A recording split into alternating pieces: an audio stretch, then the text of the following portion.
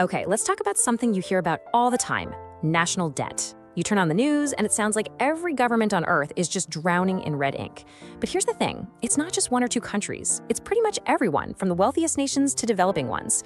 So what is actually going on here? I mean, just look at this number.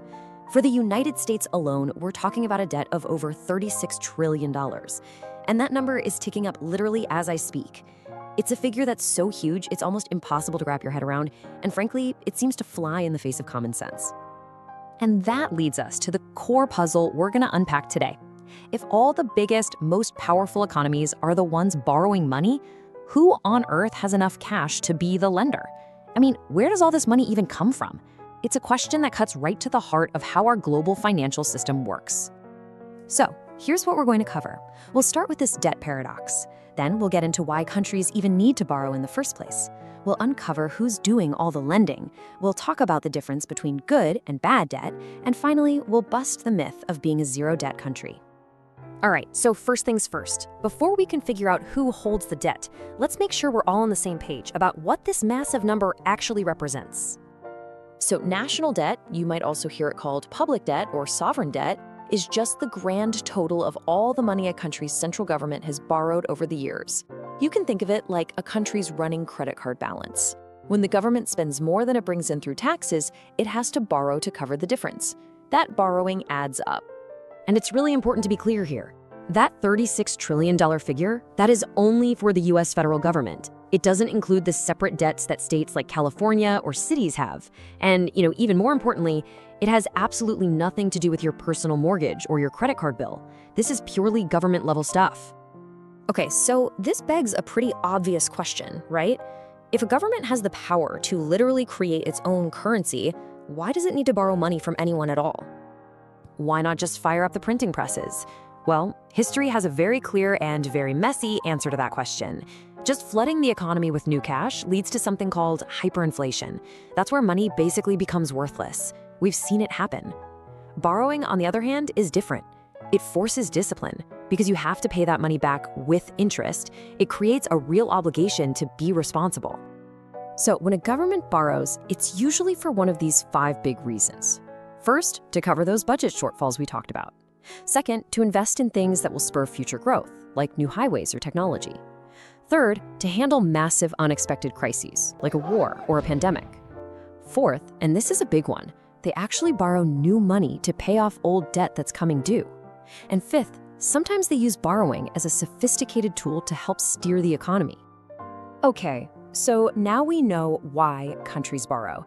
Let's get back to our central mystery. Who are these lenders with trillions and trillions of dollars just sitting around? And here's where it gets really interesting and kind of weird. If we look at the US, about 20% of the entire national debt is money the government literally owes to itself. It's called intragovernmental debt. Think of it this way. Certain government agencies, like the Social Security Administration, take in more cash than they need to pay out right now. So what do they do with that surplus? They buy government bonds. It's a super safe investment for them, and it basically means one part of the government is lending money to another. Now, the other 80% is what we call public debt. And yep, a huge chunk of that is held by other countries. Japan and China are the 2 biggest foreign holders of US debt. For them, US government bonds are seen as one of the safest investments on the planet, a stable way to park their huge reserves of cash and earn a little interest. So if you zoom out, you see the lenders are this really diverse group. It includes people right here at home, regular citizens, banks, and the pension funds managing your retirement. It includes those foreign governments we just talked about. For countries that get into real trouble, international organizations like the World Bank or the IMF step in as lenders of last resort. And finally, the country's own central bank, like the Federal Reserve in the US, gets involved by buying bonds to help keep the economy on track. So all this talk about trillions of dollars in debt, it's got to make you wonder, is this whole thing just bad? Well, the answer is a little more complicated than a simple yes or no.